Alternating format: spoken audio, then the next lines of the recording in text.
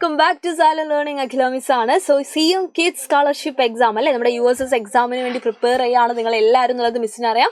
നമ്മുടെ basic സെൻസിൽ important ആയിട്ടുള്ള കുറച്ച് ക്വസ്റ്റ്യൻസ് ഒക്കെയാണ് ഇന്നത്തെ ഈ വീഡിയോയിൽ നമ്മൾ ഡിസ്കസ് ചെയ്യാൻ പോകുന്നത്. സോ ഗൈസ്, നിങ്ങൾ വീഡിയോ സ്കിപ്പ് ചെയ്യാതെ കാണുക. മാത്രമല്ല, നിങ്ങൾ ഇതാ സിഎം കിഡ്സ് സ്കോളർഷിപ്പ് എക്സാം എഴുതാൻ പോകുന്ന USS എഴുതാൻ പോകുന്ന നിങ്ങളുടെ എല്ലാ ഫ്രണ്ട്സിനും നിങ്ങൾ സെൻഡ് ചെയ്ത് കൊടുക്കുക. ഇമ്പോർട്ടൻ്റ് ആയിട്ടുള്ള കുറേ ക്വസ്റ്റ്യൻസ് ഇതാ നമ്മൾ ഡിസ്കസ് ചെയ്യാനായിട്ട് പോവാണ്. അപ്പോൾ ആദ്യത്തെ ചോദ്യം നോക്കാം അല്ലേ. അത്യാവശ്യം സ്റ്റേറ്റ്മെന്റ് ടൈപ്പ് ക്വസ്റ്റ്യൻസ് ഒക്കെ ഉള്ളതാണ് നമുക്ക് ഈ ഒരു തവണ. അതുകൊണ്ട് തന്നെ അത് മാക്സിമം നിങ്ങൾ പ്രാക്ടീസ് ചെയ്യുക തന്നെ വേണം. അപ്പോൾ ദ ക്വസ്റ്റ്യൻ ഇതാണ്: examine the following statements regarding thermometer. Yes, തെർമോമീറ്ററുമായിട്ട് ബന്ധപ്പെട്ടിട്ടുള്ള കുറേ സ്റ്റേറ്റ്മെന്റ് ഉണ്ട്. അതിനകത്തുനിന്ന് കറക്റ്റ് ആയിട്ടുള്ള ഓപ്ഷൻ നമ്മൾ എന്ത് ചെയ്യണം? ചൂസ് ചെയ്യണം. A clinical thermometer is specifically designed to measure human body temperature. അതാണ് ഒന്നാമത്തെ സ്റ്റേറ്റ്മെന്റ് എന്ന് പറയുന്നത്. മലയാളം ദാ ഇപ്പുറത്തുണ്ട് കേട്ടോ. ക്ലിനിക്കൽ തെർമോമീറ്റർ എന്ന് പറയുന്നത് ശരീര താപനില അളക്കാൻ വേണ്ടി രൂപകൽപ്പന ചെയ്തിരിക്കുന്നതാണ്. രണ്ടാമത്തേത് എന്താണ്? മനുഷ്യ ശരീരത്തിന്റെ സാധാരണ താപനില കൃത്യം 98.6 ഡിഗ്രി സെൽഷ്യസ് ആണെന്നാ പറഞ്ഞേക്കുന്നത്. The normal temperature of the human body is exactly 98.6 degree Celsius ആണ് എന്നാണ് പറഞ്ഞേക്കുന്നത്. ഇനി മൂന്നാമത്തെ ഒരു പ്രസ്താവന കൂടെയുണ്ട്. On the Celsius scale the normal body temperature of human is 37 degree Celsius. Celsius സ്കെയിലില് നമ്മളുടെ മനുഷ്യ ശരീരത്തിന്റെ സാധാരണ താപനില എന്ന് പറയുന്നത് 37 ഡിഗ്രി സെൽഷ്യസ് ആണ്. അപ്പൊ ഇതിൽ കറക്റ്റ് ആയിട്ടുള്ള ഓപ്ഷൻ നമ്മൾ ചൂസ് ചെയ്യണം. ഇപ്പൊ തന്നെ നമുക്കിത് കാണുമ്പോൾ തന്നെ മനസ്സിലാവുന്ന ഒരു കാര്യമുണ്ട് അല്ലെ. എന്താ കാണുമ്പോൾ മനസ്സിലാവുന്ന കാര്യം? ഒന്നാമത്തെ പ്രസ്താവന എന്ന് പറയുന്നത് ശരിയാണ്. ക്ലിനിക്കൽ തെർമോമീറ്റർ എന്ന് പറയുന്നത് എന്താണ്? ശരീര താപനില അളക്കാൻ വേണ്ടിയിട്ടുള്ളതാണ്. ഇനി രണ്ടാമത്തെ നിങ്ങൾ നോക്കുക, 98 ഡിഗ്രി സെൽഷ്യസ് എന്നാ, 98.6 ഡിഗ്രി സെൽഷ്യസ് എന്നാ പറഞ്ഞേക്കുന്നത്. അങ്ങനെയാണോ വരിക? അല്ല, നമ്മൾ പഠിച്ചിട്ടുണ്ട് 98.6 ഡിഗ്രി ഫാരൻഹീറ്റ് ആണ് വരേണ്ടത് അല്ലെ. അപ്പൊ ഇത് തെറ്റാണ്. ഇനി മൂന്നാമത്തെ നോക്കുക, ഓൺ ദ സെൽഷ്യസ് സ്കെയില് ഈ പറയുന്ന 37 ഡിഗ്രി സെൽഷ്യസ് എന്ന് പറയുന്നത് എന്താണ്? അത് കറക്റ്റ് ആണ്. ഓക്കെ, അപ്പൊ ഒന്നാമത്തെയും മൂന്നാമത്തെയും സ്റ്റേറ്റ്മെന്റ് മാത്രമാണ് ഇവിടെ എന്താ കറക്റ്റ് ആയിട്ടുള്ളത്. സോ ഓപ്ഷൻ നമുക്ക് കൺഫ്യൂസിങ് ആയിരിക്കും. കൃത്യമായിട്ട് വായിച്ചു നോക്കുക. ഓൺലി 1 and 3 ആർ ട്രൂ എന്ന് പറയുന്നത് എവിടെയാണെന്ന് നോക്കുക. യെസ്, ഓപ്ഷൻ ബി ആണ്. സോ ഓപ്ഷൻ ബി ആണ് നമ്മുടെ എന്ത് കറക്റ്റ് ആയിട്ടുള്ള ആൻസർ എന്ന് പറയുന്നത്. അപ്പൊ സ്റ്റേറ്റ്മെന്റ് ടൈപ്പ് ക്വസ്റ്റ്യൻ വരുന്ന സമയത്ത് ഇവിടെ ഇങ്ങനെ ഒരു സംഭവം ഉണ്ടാവും. അതല്ല, അത് വെച്ച് ചിലപ്പോൾ ABCD എന്നൊക്കെ ആയിരിക്കും കൊടുത്തിട്ടുണ്ടാവും. അപ്പൊ ഒന്നും ഒരിക്കലും മിസ്സായി പോകരുത്. കറക്റ്റ് ആയിട്ട് ചോദ്യം വായിക്കുക. എന്നിട്ട് ഈ കാണുന്ന രീതിയിൽ നിങ്ങൾ എന്ത് ചെയ്യാം? ഉത്തരത്തിലേക്ക് എത്തുകയാണ് ചെയ്യേണ്ടത്. Okay, fine. അപ്പൊ അത്രയും കാര്യങ്ങളൊക്കെ ശ്രദ്ധിക്കുക. അടുത്ത ക്വസ്റ്റ്യൻ നോക്കാം. Which is the best electrical conductor? ഏറ്റവും നല്ല വൈദ്യുത ചാലകം ഏതാന്നാ ചോദിച്ചത്. അലൂമിനിയം, അയൺ, കോപ്പർ, സിൽവർ അല്ലെ. അപ്പൊ എല്ലാവർക്കും ഒരു കൺഫ്യൂഷൻ വരുന്ന ഒരു ക്വസ്റ്റ്യൻ ആണിത്. കാരണം നമ്മളെ വീടുകളിലൊക്കെ നമ്മൾ കോപ്പർ ആണ് കാണുന്നത്, പുറത്ത് നമ്മൾ അലൂമിനിയം ആണ് കാണുന്നത്. ഇതിൽ ഏതെങ്കിലും മിക്കവാറും ആളുകൾ ചൂസ് ചെയ്യുന്ന ഒരു ക്വസ്റ്റ്യൻ ആണിത്. അപ്പൊ മക്കൾ കൃത്യമായിട്ട് നോക്കുക. ബെസ്റ്റ് ആയിട്ടുള്ള അല്ലെ, ബെസ്റ്റ് എന്ന് പറയുമ്പോൾ ഏറ്റവും നല്ലതല്ലേ. ഇപ്പൊ ഏറ്റവും നല്ല ഇലക്ട്രിക്കൽ കണ്ടക്ടർ എന്ന് പറയുന്നത് ഏതാണ്? അത് നമ്മുടെ സിൽവർ അല്ലെങ്കിൽ വെള്ളിയാണ്. അപ്പൊ നമ്മളത് യൂസ് ചെയ്യാത്തതിന്റെ കാരണം അത് ഭയങ്കര എക്സ്പെൻസീവ് ആയതുകൊണ്ടാണ്. അത് മാത്രമല്ല, കോപ്പറും അലൂമിനിയം ഒക്കെ എന്താണ്? നല്ല കണ്ടക്ടേഴ്സ് ആണ്. പക്ഷെ ബെസ്റ്റ് ഇലക്ട്രിക്കൽ കണ്ടക്ടർ ഏതാണെന്ന് ചോദിച്ചു കഴിഞ്ഞാൽ ഏതാണ് ഉത്തരം? നമ്മുടെ സിൽവർ അല്ലെങ്കിൽ വെള്ളിയാണ് നമ്മുടെ ആൻസർ എന്ന് പറയുന്നത്. Okay, fine. അടുത്ത ക്വസ്റ്റ്യൻ നോക്കാം. The symbol used in drawing and electric circuit denotes അല്ലെ. വൈദ്യുത സർക്യൂട്ട് ചിത്രീകരിക്കുമ്പോൾ ഉപയോഗിക്കുന്ന ഒരു ചിഹ്നമാണിത്. ആ ചിഹ്നം ഏതാണ്? ചിഹ്നം തിരിച്ചറിയാനുള്ള ക്വസ്റ്റ്യൻ എന്തായാലും ഉണ്ടാവും അല്ലെ. അപ്പൊ ഇത് നമുക്ക് സിമ്പിൾ ആയിട്ട് പറയാൻ പറ്റും. കാരണം ഇതൊരു ബസറിന്റെ ചിഹ്നമാണ്. ഇത് നമ്മളെ ടെക്സ്റ്റ് ബുക്കിലൊക്കെ ഉള്ളതാണ്, നമ്മൾ പഠിച്ചതാണ് അല്ലെ. എന്നാൽ ഇതല്ലാത്തൊരു ക്വസ്റ്റ്യൻ മിസ് ഇവിടെ വെക്കുന്നുണ്ട്. നിങ്ങൾ ശ്രദ്ധിക്കണേ. നിങ്ങളുടെ ടെക്സ്റ്റ് ബുക്കിൽ ഇല്ലാത്തൊരു ചിഹ്നം കൂടെ ഇവിടെ കടന്നു വന്നിട്ടുണ്ട്. ക്വസ്റ്റ്യൻ നോക്കാം. Which one of the given symbol indicates A safety device that is used in electric circuit? നൽകിയിരിക്കുന്ന ചിഹ്നങ്ങളിൽ ഏതാണ് വൈദ്യുത സർക്യൂട്ടിൽ ഉപയോഗിക്കുന്ന സുരക്ഷാ ഉപകരണത്തെ സൂചിപ്പിക്കുന്നത് എന്നാ ചോദിച്ചിരിക്കുന്നത്. അപ്പൊ മക്കൾ നോക്കി, ഇവിടെ കുറെ ആൾക്കാരെ കാണുന്നുണ്ട്. സ്വിച്ചിനെ കാണുന്നുണ്ട് അല്ലെ. സ്വിച്ച് ഓണും സ്വിച്ച് ഓഫും ഉണ്ട്, ഇടയിൽ ബസറും ഉണ്ട്. അപ്പൊ ഇതല്ലാത്ത ഒരു ചിഹ്നം നിങ്ങൾ കാണുന്നില്ല. ഏതാണ്?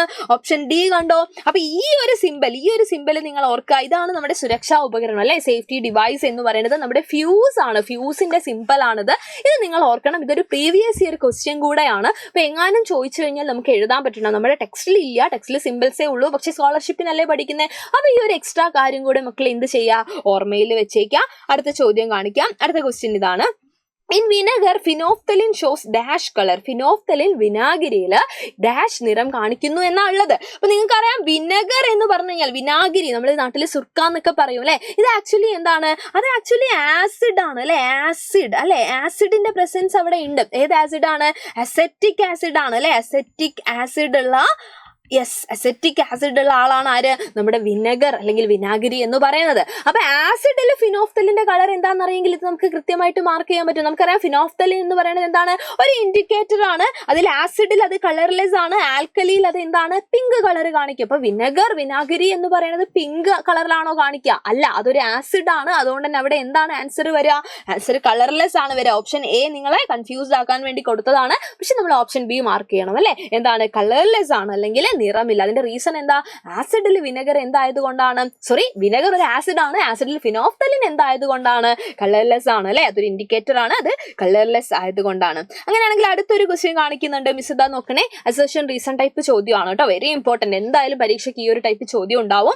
പ്രസ്താവന എന്താണ്? ഇലക്ട്രിക് സ്വിച്ചുകളുടെയും പ്ലഗുകളുടെയും പുറം ഭാഗം നിർമ്മിക്കാൻ ബേക്കലൈറ്റ് ഉപയോഗിക്കുന്നു അല്ലെ. The outer part of an electric switches and plugs are made of bakelite. Reason കൊടുത്തേക്കുന്നത് bakelite is an insulator and does not allow electricity to flow through it. അപ്പൊ നിങ്ങൾക്ക് അറിയാം അസർഷനും ശരിയാണ്, റീസണും ശരിയാണ്.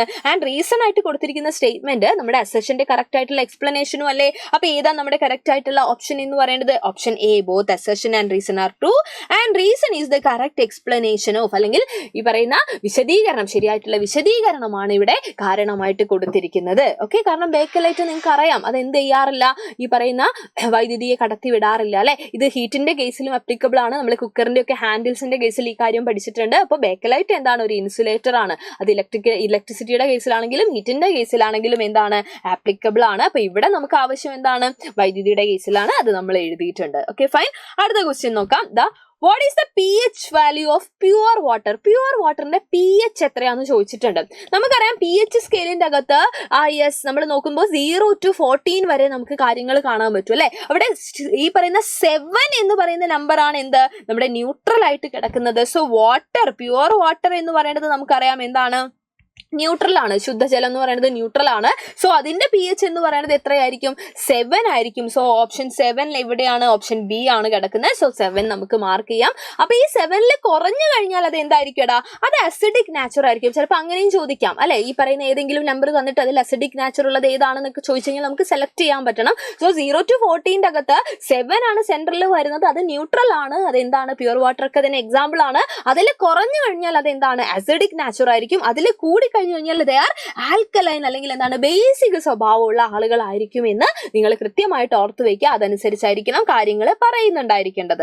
ഓക്കെ, അങ്ങനെയാണെങ്കിൽ ഇതാ ഒരു ക്വസ്റ്റ്യൻ നോക്കിക്കോളൂ. Which among the following is an example for a group of electrical conductors? വൈദ്യുത ചാലകങ്ങൾക്ക് ഉദാഹരണമായിട്ടുള്ള ഗ്രൂപ്പ് ഏതാന്ന് ചോദിച്ചിട്ടുണ്ട്. അപ്പൊ നമുക്കറിയാം ഇലക്ട്രിസിറ്റി നന്നായിട്ട് കടത്തിവിടുന്ന ആൾക്കാരാണ് അല്ലെ, ഗുഡ് കണ്ടക്ടേഴ്സ് എന്ന് നമ്മൾ പറയാറുണ്ട്. വൈദ്യുത ചാലകങ്ങളാണ്. അപ്പൊ ഈ ഓപ്ഷനിൽ നിങ്ങൾ നോക്കുന്ന സമയത്ത് 4 പേരെ വീതമാണ് തന്നേക്കുന്നത്. 4 അല്ല കേട്ടോ, 3 പേരെ വീതമാണ് തന്നേക്കുന്നത് ഓരോ ഓപ്ഷനിലും. ആ 3 ആളും ആരായിരിക്കണം? വൈദ്യുത ചാലകം ആയിരിക്കണം. സോ അങ്ങനെയുള്ള ഒരു ഓപ്ഷൻ എന്ന് പറയുന്നത് ഇതാ നിങ്ങൾ ഇങ്ങനെ നോക്കി വരുന്ന സമയത്ത് ഏതാടാ നമ്മൾ മാർക്ക് ചെയ്യുന്നത്? ഓപ്ഷൻ ബി നോക്കിക്കേ.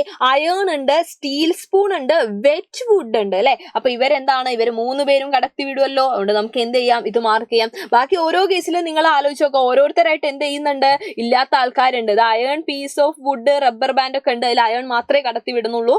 Copper wire, human body, cloth, അതിൽ ക്ലോത്ത് കടത്തി വിടില്ല. Gold necklace, paper, iron knife, അതിൽ പേപ്പറും കടത്തി വിടില്ല. സോ ഓപ്ഷൻ ബി നമുക്ക് എന്ത് ചെയ്യാം? കൺഫേം ആയിട്ട് ചെയ്യാം അല്ലെ. അങ്ങനെയാണെങ്കിൽ ഇതാ നിങ്ങൾക്ക് ചെയ്ത് നോക്കാനായിട്ട്, നിങ്ങൾക്ക് പ്രാക്ടീസ് ചെയ്യാനായിട്ട് ഒരു സ്റ്റേറ്റ്മെന്റ് ടൈപ്പ് ക്വസ്റ്റ്യൻ ഇതാ ഞാനിവിടെ വെച്ചേക്കുന്നുണ്ട്. ഇതിന്റെ ഇംഗ്ലീഷ് മീഡിയവും മലയാളം മീഡിയവും ഇതാ തൊട്ടടുത്ത സ്ലൈഡിലായിട്ട് ഞാൻ വെച്ചിട്ടുണ്ട്. അപ്പൊ കൃത്യമായിട്ട് ക്വസ്റ്റ്യൻ വായിച്ചു നോക്കുക. സമയം എടുത്തിട്ട് തന്നെ നിങ്ങൾ വായിച്ചു നോക്കുക. എന്നിട്ട് കറക്റ്റ് ആയിട്ടുള്ള ആൻസർ ഇതാ നമ്മുടെ കമന്റ് ബോക്സിൽ മക്കളെ കമന്റ് ചെയ്യണം. അപ്പൊ വലിയ ക്വസ്റ്റ്യൻ ആണല്ലോ, സ്കിപ്പ് ചെയ്യാന്നൊന്നും വിചാരിക്കരുത്. CM കിഡ്സ് സ്കോളർഷിപ്പ് എക്സാം ആണ് നമ്മൾ അറ്റൻഡ് ചെയ്യുന്നത്. അവിടെ ഒരുപാട് പ്രസ്താവന ചോദ്യങ്ങൾ ഉണ്ടാവും. അപ്പൊ എത്രത്തോളം പ്രാക്ടീസ് ചെയ്യുന്നോ അത്രത്തോളം നമുക്ക് ടൈം മാനേജ്മെന്റ് റെഡിയാക്കി എടുക്കാനായിട്ട് പറ്റും അല്ലെ. അപ്പൊ അതിന് വേണ്ടിയിട്ടാണ് പ്രോപ്പർ ടൈം മാനേജ്മെന്റ് എന്ന് പറയുന്നത് വളരെ ഇമ്പോർട്ടന്റ് ആയിട്ടുള്ള കാര്യമാണ്.